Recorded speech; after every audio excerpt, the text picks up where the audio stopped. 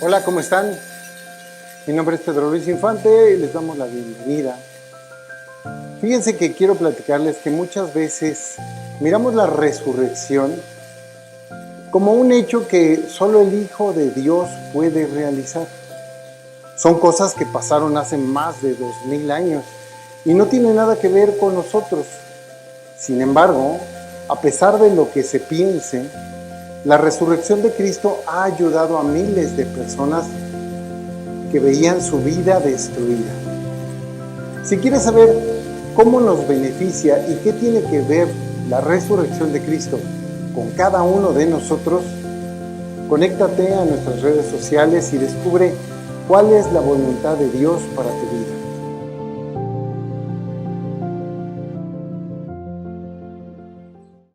Resurrección suya y nuestra. ¿Qué les dice eso? Esto está basado en el pasaje de Primera de Pedro, capítulo 1, versículo del 3 al 5. Y mientras ustedes lo buscan, Primera de Pedro, capítulo 1, versículo 3 al 5, yo voy introduciendo,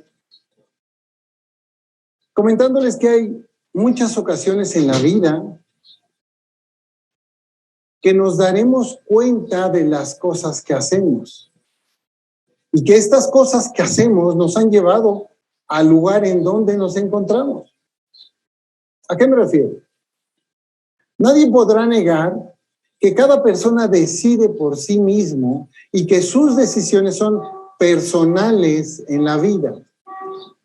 Algunas veces decides sin pensar y otras decides con calma y tomándote el tiempo necesario. Aún así, muchas de las ocasiones que nos equivocamos, pues sabemos que hicimos mal, sabemos que estábamos haciendo algo que no era correcto, que a esa fiesta yo no debía de haber ido, que de esa botella yo no debería de haber tomado, que no deberíamos de haber mentido en esto o en aquello, que no debimos tener relaciones con esa persona, que no debía de que no debía de comer tantos carbohidratos, sobre todo yo. Sí. Que no deberíamos de hablar con tantas groserías, como normalmente pasa. Hoy está de moda decir groserías. En los 80 se empezó a poner de moda, en los 90 se puso de moda y sigue de moda. Sin embargo, todas esas cosas ya las hice. Y la gente me conoce por esas cosas que hice. Hasta me señalan. Él es el que mató un perro, es un mataperros, ¿no? Dicen por ahí.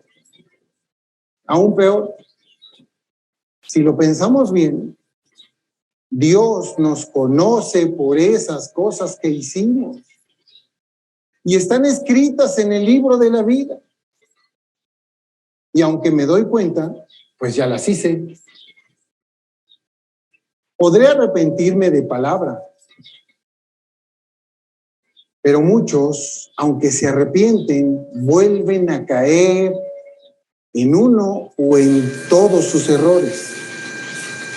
En verdad yo puedo pensar que soy víctima de las circunstancias. Es que yo no quería, pero fui obligado. Fui arrastrado a eso.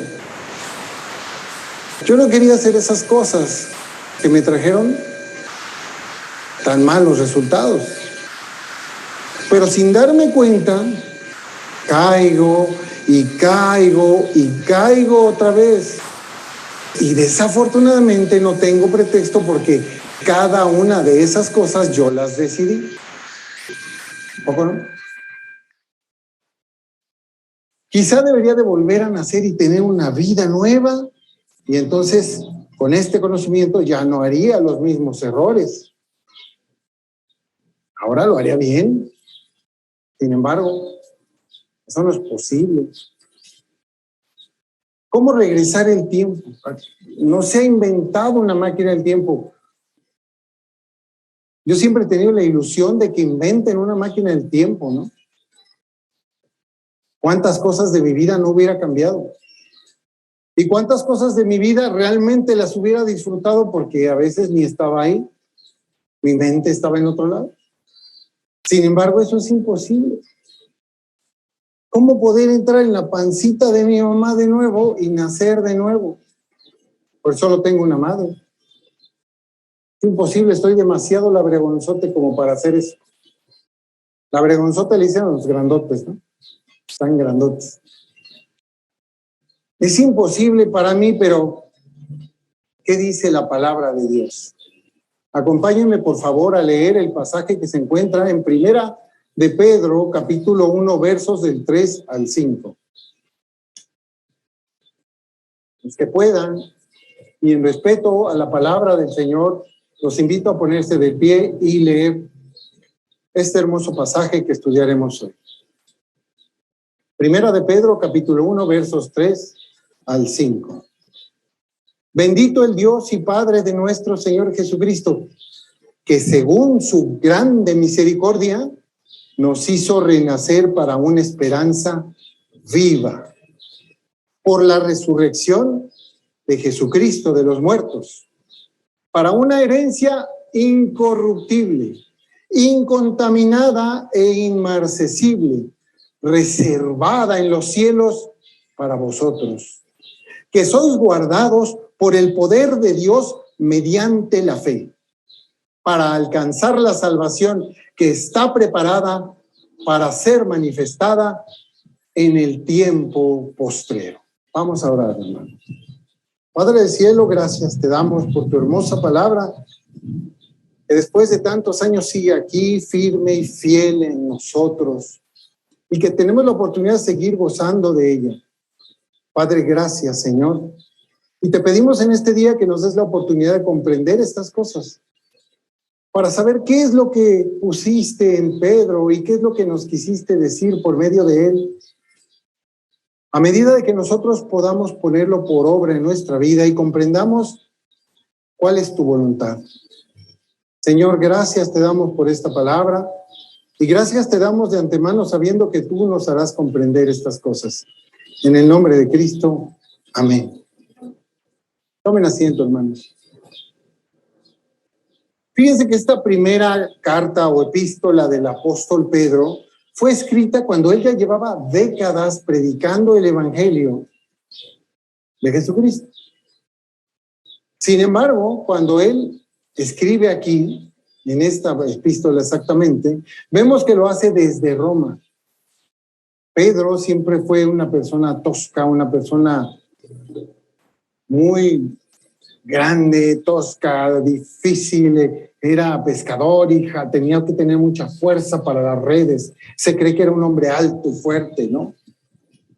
Pero algunos así pues son difíciles para el aprendizaje, porque se dan a las cosas físicas y no a las intelectuales. Por lo cual aquí es ayudado por un colaborador suyo llamado Silvano. Silvano es el que está escribiendo, Pedro es el que está hablando y Cristo es el que está dictando. Esta carta es dirigida a un grupo de iglesias en la provincia romana de Asia Menor, lo que hoy conocemos como Turquía. Sabiendo, por supuesto, que ellos eran perseguidos y lastimados simplemente por seguir a Cristo, por ser cristianos. Así como hacen hoy muchos, hoy en día, persiguen a los cristianos. Ahora, descubramos juntos por qué les dice estas cosas.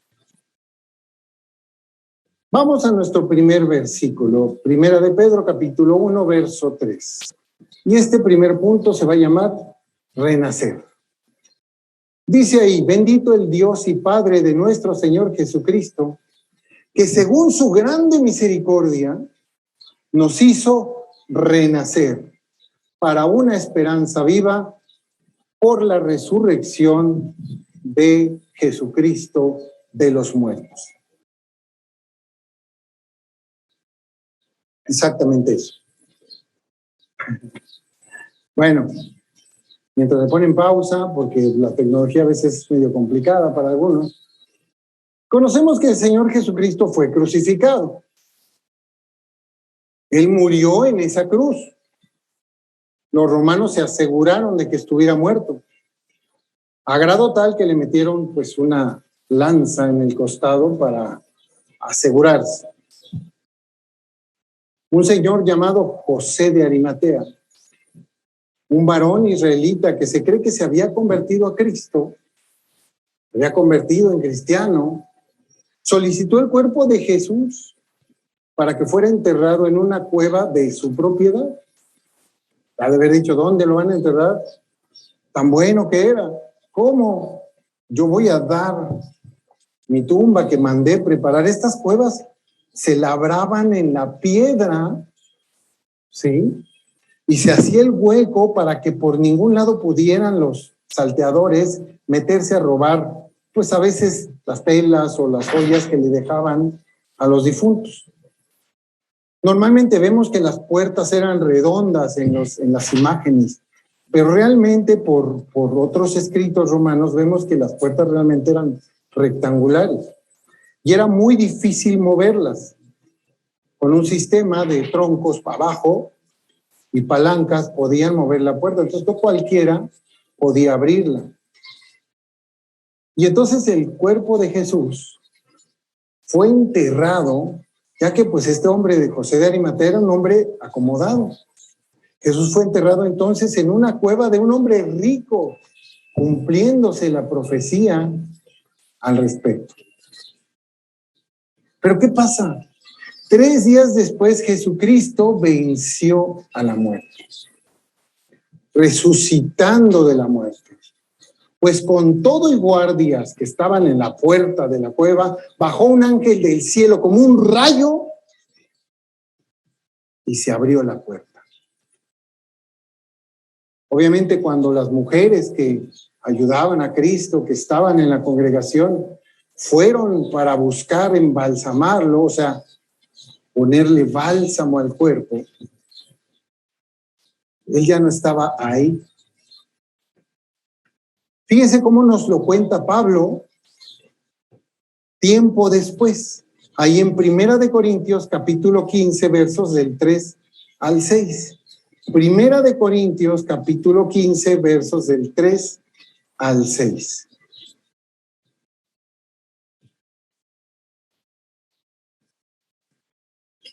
Hoy vamos a mover mucho nuestra Biblia porque hay muchos versículos que son ad hoc a este tema y que nos van a mostrar por dónde es el caminito de lo que Dios nos quiere decir hoy.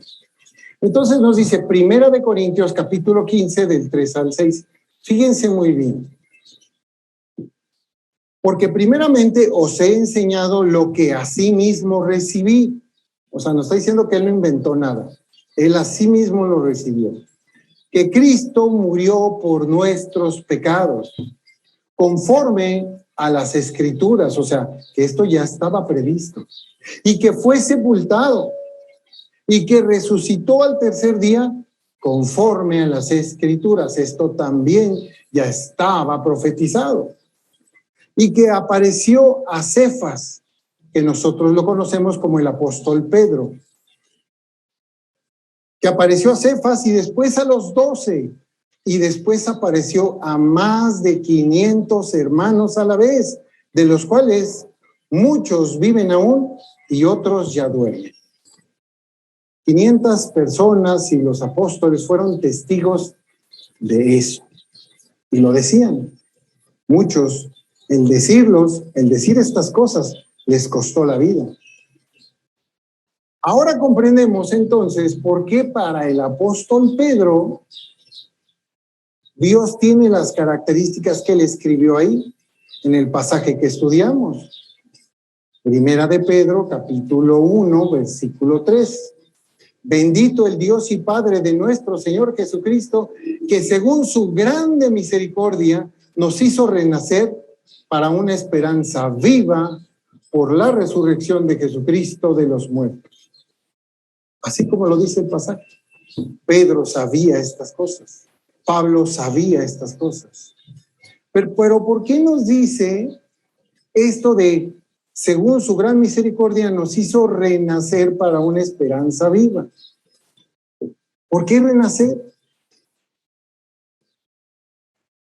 Fíjense, cuando un fariseo llamado Nicodemo se metió entre la oscuridad de la noche y llegó hasta donde estaba Jesús y le preguntó varias cosas.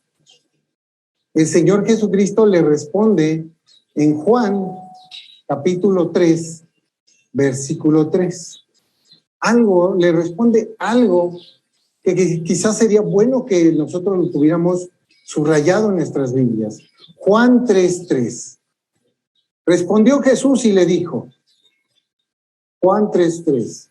Respondió Jesús y le dijo, de cierto te digo que el que no naciere de nuevo no puede ver el reino de Dios.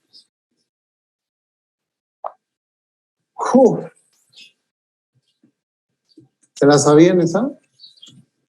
El que no naciere de nuevo no puede ver el reino de Dios.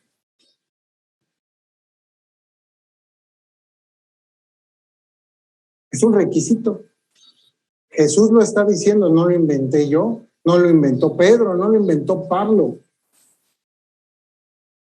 El que no naciere de nuevo no puede ver el reino de Dios. Y vamos a entender esto, no se lo dijo a Nicodemo por algo especial que Nicodemo estuviera viviendo y era especial para Nicodemo, ¿no? Esto también nos lo dice a nosotros, a todos, a los que están aquí y a los que están allá afuera, al resto del mundo de los que están allá afuera. Y si se dan cuenta, esto tiene mucho que ver con lo que dijo Pedro, ya que ahora podemos imaginar que Pedro estaba pensando estas cosas, pensaba estas mismas palabras mientras escribía el pasaje que nosotros estamos estudiando hoy. La pregunta ahora es, ¿cómo nacer de nuevo? Porque comprendemos que no vamos a volver a ser bebés. Esa historia del extraño caso de Benjamin Button, pues es una ficción. No sé si sea real, pero la verdad lo veo difícil, ¿no? No sé si conozcan la película, pero es un señor que nace grande y se hace chiquito hasta que desaparece, ¿no? Pero bueno, y si morimos, entendemos que no hay una resurrección física para nosotros. O al menos que Dios haya dicho, sí, todos van a renacer físicamente, van a resucitar físicamente. Pues Jesucristo no dijo eso. Él lo hizo porque podía. Él resucitó a Lázaro y a algunos otros. Pero aunque nosotros resucitáramos, igual que Lázaro, seríamos las mismas personas. Con lo que sabemos, con lo que conocemos, con nuestros propios errores. ¿Cómo podemos ver el reino de Dios entonces? Porque pecando es imposible ver el reino de los cielos. Entonces, ¿cómo le vamos a hacer? Fíjense que cuando leemos otros pasajes de la Biblia, nos sorprende que encontramos, por ejemplo, que Pablo nos habla de ser nuevas criaturas. ¿Se acuerdan? Hemos repetido muchas veces eso. Nuevas criaturas. Otras personas diferentes a los que somos. No ser los mismos, dejar de ser lo que éramos mediante la fe en nuestro Señor Jesucristo. ¿Por qué lo dice? Ya lo conocen, pero seguramente lo quieren recordar. Segunda de Corintios 5, verso 17. Segunda de Corintios 5, verso 17. Los que tengan sus Biblias pueden leer el contexto que está alrededor. Pero vamos a leer el verso 17 ahorita para nuestros hermanos y para que quede plasmado, ¿no? De modo que si alguno está en Cristo, nueva criatura es. Las cosas viejas pasaron, he aquí todas son hechas nuevas. Y es exacto lo que necesitamos, ¿se dan cuenta? Necesitamos estar en Cristo para ser nueva criatura. Entonces comprendemos que lo que deberíamos hacer para nacer de nuevo es estar en Cristo. ¿Y saben por qué lo comprendemos muy bien y sabemos que es lo correcto? Porque Pedro en lo siguiente que nos dice después del verso 3, primera de Pedro 1, 3, en el 4 y en el 5 nos dice lo siguiente: para una herencia incorruptible, incontaminada e inmarcesible, reservada en los cielos para vosotros, que sois guardados por el poder de Dios mediante la fe para alcanzar la salvación que está preparada para ser manifestada en el tiempo postrero. Bueno, de que escribió Pablo estas palabras, ahorita pues ya pasaron muchos tiempos postreros, ¿no? Segundo punto, resurrección para salvación. Nos habla de una herencia incorruptible, incontaminada e inmarcesible. ¿Qué son estas palabras? ¿Qué significado tienen? Vayamos por partes, ¿no? Incorruptible. Pues el significado nos dice que no se puede corromper, por lo que buscamos corromper. ¿Qué es corromper? Echar a perder, depravar, el dejar pudrirse algo. Entendemos pues que esa herencia no le pueden pasar esas cosas. No se puede corromper, no se puede perder, no se puede echar a perder, no se puede depravar y no puede podrirse. Incontaminada. El diccionario de Oxford nos dice que incontaminada es que no se puede contaminar. Bueno, ¿qué es contaminar? Ensuciar, permitir que se degrade. Y en nuestro caso podríamos entender como que no puede cambiar esa buena actitud que tiene de origen. Esa herencia no va a cambiar, no se va a contaminar con cosas feas, sino que va a seguir intacta. Inmarcesible. Simplemente que no se puede marchitar. Las flores se marchitan, las plantas se marchitan, aún a veces estando en la tierra, pues se marchitan. Ay, es que no la regué. Más bien la regaste cuando se te olvidó regarlas. Pero entendemos que esta herencia, pues no se puede marchitar, no se puede contaminar y tampoco se puede echar a perder o depravar. Es perfecta esta herencia. Pero además nos dice que esta herencia está esperándonos en los cielos. Está por demás decirles que es por gracia, es gratuita, ya que somos guardados por el poder de Dios mediante la fe, solo por fe. ¿Para qué? Pues para alcanzar la salvación que nos está diciendo ahí Pedro.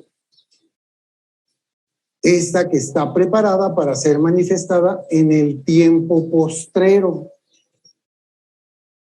Como les dije, pues han pasado muchos tiempos postreros desde que escribieron estas cosas. Por lo cual podemos entender que todavía no estamos salvados. Soy salvo, pero todavía no soy salvado. ¿Por qué? Porque esta se va a manifestar el día en que nos muramos. Entonces ese día, cuando dice Hebreos que vamos a presentarnos ante el juicio, entonces ahí va a estar Cristo y entonces sí, tú vienes con la herencia, pásele al cielo. Tú no traes herencia, pásele al infierno. Así de simple. No hay que meter muchos cerebros. Será entonces, ese es nuestro tiempo postrero. O sea que el poder de Dios nos guarda en este tiempo mediante la fe. Nos guarda quiere decir que nos cuida, ¿no? ¿Lo entendemos bien? Nos cuida para que nosotros sigamos en esa santidad y permaneciendo en Cristo y en esa fe, para que cuando lleguemos al final de nuestra vida, perfecto, recibimos la herencia. Pero nos falta una cosa. ¿Cómo es que llegamos a Cristo? ¿Cómo? Yo puedo decir, ya estoy en Cristo. ¿Y qué me lo garantiza? ¿Quién me dice que así es? Yo veo mucha gente en la calle que me dice, yo creo en Dios y Dios no me va a dejar ir al infierno. Pero si estás pecando. No, a mí no me va a dejar ir al infierno. Bueno, yo creo que lo que deberíamos es leer un poquito más la Biblia. Y aunque tu fe sea inquebrantable, pues si no está bien enfocada, porque dice el pasaje de Corintios, ¿se acuerdan? De modo que si alguno está en Cristo, nueva criatura es. Si alguno está en Cristo. La onda es estar en Cristo, eso es lo importante. ¿Cómo puedo yo asegurarme entonces estar en Cristo? ¿Sí? ¿Qué es estar en Cristo? ¿Qué es? Porque en verdad todos dicen, tienes que entrar a una religión, a una, a otra, a la que quieran. Pero eso no importa, porque no habla de religiones. El pasaje no habla de religiones.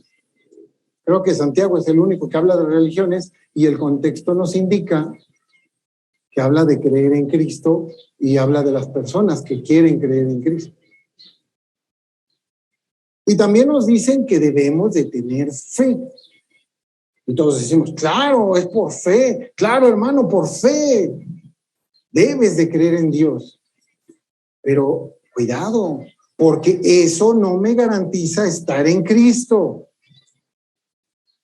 No me lo garantiza. Porque yo conozco y aún me acuerdo lo que decía Santiago, ahorita que acabo de hablar de Santiago.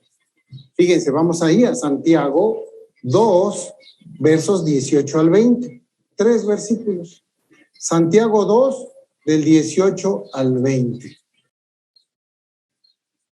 Los que están en sus casas traten de anotar los versículos para que después lean el contexto de cada pasaje y vean cómo realmente se está relacionando con lo que vamos narrando. Santiago 2, del 18 al 20, dice, verso 18, pero alguno dirá, tú tienes fe y yo tengo obras. Muéstrame tu fe sin tus obras. Híjole, ¿cuántos me han dicho esto?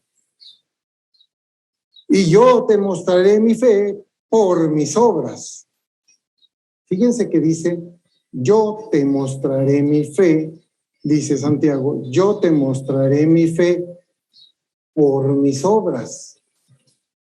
¿Tú crees que Dios es uno? Bien haces. También los demonios creen y tiemblan.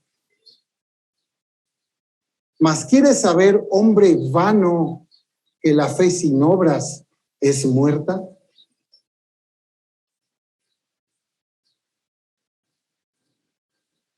Me niego a hacer comentarios.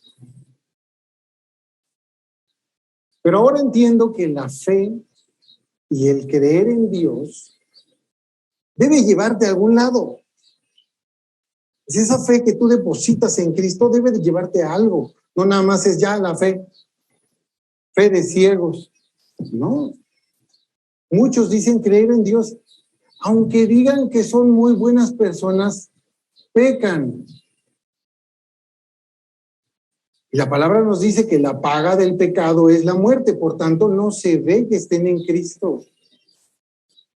Porque al final de cuentas, lo que quiero, mi esperanza, lo que realmente deseo, es lo que dice el apóstol Pedro en el texto que estudiamos. Estar guardados por el poder de Dios mediante la fe para alcanzar la salvación. Esa es mi esperanza. Levante la mano quien se quiere ir al infierno. Nadie, ¿verdad? Es peor que terrible. Entonces, ¿cómo puedo estar en Cristo? Y ante esta pregunta, pues la única que nos puede responder es la Biblia. Y yo me puse a buscar en el libro de Romanos y de repente me detuve en Romanos 10:10. Fíjense lo que dice ahí, Romanos 10:10. Porque es muy importante. Si no entendemos esto, pues ya no entendimos.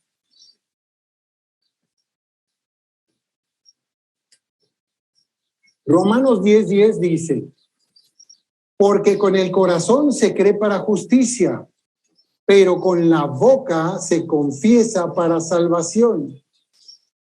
Pues la Escritura dice, todo aquel que en él creyere no será avergonzado, porque no hay diferencia entre judío y griego, pues el mismo es Señor de todos. Es rico para con todos los que le invocan, porque todo aquel que le invocare el nombre del Señor será salvo. Entonces nos damos cuenta perfecto que ahora sí hemos llegado al punto cumbre que nos dice cómo podemos nosotros aplicar Primera de Pedro, capítulo 1, versículos del 3 al 5. Porque nos dice el verso 13 de aquí de Romanos 10, todo aquel que invocar el nombre del Señor será salvo. Entonces nos damos cuenta que esto significa que debemos de invocarlo. ¿Invocarlo para qué? Para ser salvos, como dice el pasaje. Y cuando hayamos muerto, entonces sí seremos salvados de la manera que nos lo dice en el verso 10 del capítulo 10 de la epístola a los romanos. ¿Qué nos dice? Porque con el corazón se cree para justicia, pero con la boca se confiesa para salvación. Recuerden, Romanos 10:10. ¿Esto qué quiere decir? Pues que hay que confesar a nuestro Señor Jesucristo, que hay que decirlo con nuestros labios, tiene que salir de nuestra boca. Esto nos habla de creer en Cristo, y si creemos en Él, entonces con nuestra boca, de nuestros labios, confesaremos que Él es nuestro Señor y es nuestro Salvador. Pues esto se hace para salvación, como dice el pasaje. En su momento, el apóstol Pedro no lo hizo. ¿Se acuerdan? Él negó a Jesucristo, inclusive lo hizo 3 veces antes que cantara el gallo. Él lo negó. Pero posteriormente, y está relatado en Hechos de los Apóstoles, él confesó a Jesucristo como su Señor y Salvador. Por eso debemos decirle a Cristo con nuestra voz y con nuestra boca. Tú, hermano, que estás ahí, si no lo has hecho, debes decírselo. Señor, tú eres mi Señor y Salvador. Yo me arrepiento de todas las cosas malas que hice. Porque para justicia hay que desear arrepentirse de esa vida pecaminosa que llevábamos. Y aunque digamos que no éramos tan malos, porque yo oigo gente que dice, es que yo no soy tan malo, en serio. Yo no necesito a Cristo ni ser cristiano porque yo no soy tan malo. Sí, sabemos que hay personas justas, sin embargo, todos pecan. No son exactamente justos, no son perfectamente justos como para poder ser salvados.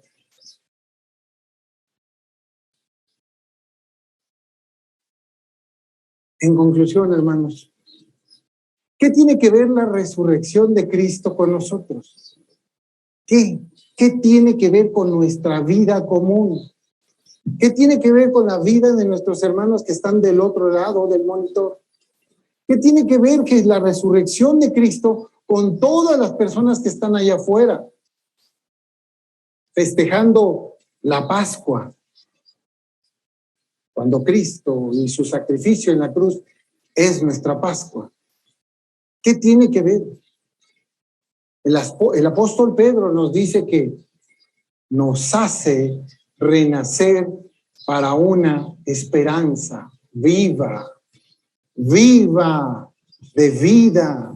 ¿Qué quiere decir esto? Veámoslo en 3 pasos muy importantes y muy sencillos. Cristo murió en la cruz, ¿sí? Así como Cristo murió en la cruz para pagar por los pecados de todo aquel que confiese y se arrepienta, no de todos, sí de todos, pero de todos los que confiesen y se arrepientan.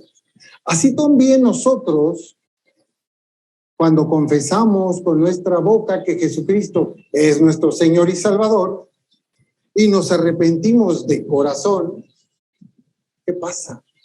Morimos a nuestros pecados. Los colgamos, vamos a esa cruz y los colgamos ahí, siendo nosotros comprados por la sangre preciosa del que colgó en ese madero. 2, Cristo resucitó. Todos lo sabemos. Así como el Señor resucitó, venciendo la muerte, y nadie, créanme, nadie lo ha podido hacer. De la misma manera, nosotros renacemos, como dice Pedro, y resucitamos dejando de ser esclavos del pecado, y ahora somos libres en Cristo para una herencia prometida y eterna. 3, que también es muy, muy importante. El tercero es tan importante como los anteriores. Cristo fue al cielo. Cristo fue al cielo. Así como Jesucristo fue restaurado en su cuerpo y recibió un cuerpo incorruptible, con ese propio cuerpo se fue entre las nubes hacia el cielo y muchos lo vieron. Hay muchos testigos de este hecho. Hoy sigue vivo en el reino de los cielos. Por eso esa cruz está vacía. Esa cruz está vacía porque Jesucristo está vivo en el cielo. Jesucristo no pende de esa cruz. Él murió ahí, pero venció a la muerte y hoy está vivo. Tenemos así, de esa misma manera, un Dios vivo. Pues de esa misma forma nosotros seremos restaurados. Así cuando nosotros muramos, nuestro cuerpo será restaurado por un cuerpo incorruptible que no se va a echar a perder y viviremos en el reino de los cielos. ¿Con quién creen? Con Cristo, que nos dijo que Él se iba a adelantar a preparar lugar para nosotros, siendo coherederos del reino de los cielos como sus hermanos adoptivos. ¿Se dan cuenta? Y es por eso que la resurrección de Cristo es tan importante para nosotros, porque por medio de esa resurrección es que nosotros podemos nacer de nuevo y somos una nueva criatura. Las cosas viejas pasaron y aquí todas son hechas nuevas. Pero si tú, a pesar de que crees en Cristo, sigues siendo de la misma manera, sigues cometiendo los mismos pecados, es que no has entendido el mensaje. Es que no te han predicado bien. Porque ¿quién dice que no puedo cambiar lo que soy? ¿Quién lo puede decir?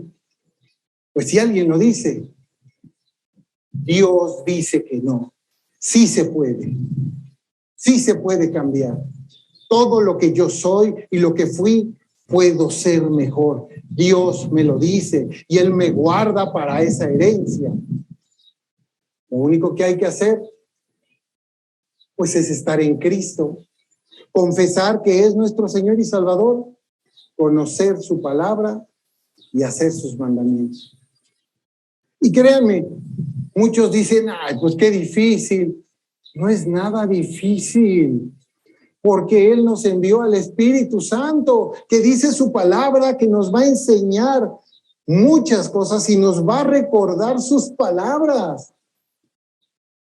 Pero cuidado, mucho cuidado. Porque dice la Escritura que no os engañéis. Dios no puede ser burlado, pues todo lo que el hombre sembrare, eso también segará. Gálatas 6:7.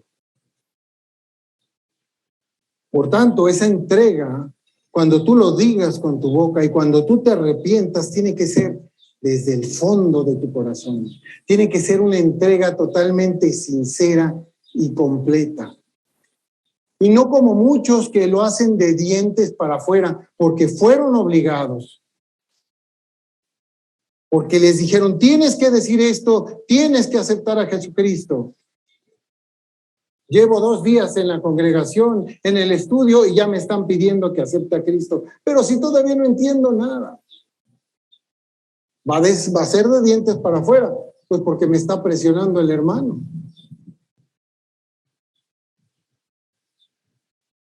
Porque muchos dicen que son y no son.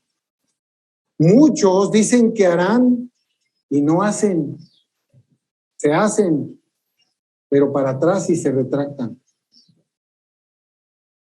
Y es que vean, muchos están acostumbrados a decir que aman a Dios. Sí, yo amo a Dios. ¿Tomas a Dios? Sí, yo amo a Dios. Pero viven como quieren, no como Dios manda. Como si no lo amaran. Dicen que creen en Él, pero no conocen sus palabras y menos las hacen. ¿Cómo puedes amar a alguien que no conoces? ¿Cómo? Por esto, la resurrección de Cristo es nuestra propia resurrección, ya que nosotros también resucitamos con Él, pero en tiempos distintos. ¿Para qué? Para una vida plena y una vida eterna. Tu hermano que me ves en línea, ustedes hermanos que están aquí, ¿quieren una vida plena y una vida eterna? Pues ya saben lo que tienen que hacer. Llámenme y estudiamos juntos. Conozcan la verdad de Cristo, dicha por Él mismo. Muchas gracias, queridos hermanos. Vamos a orar, por favor. Los invito, se pueden levantar.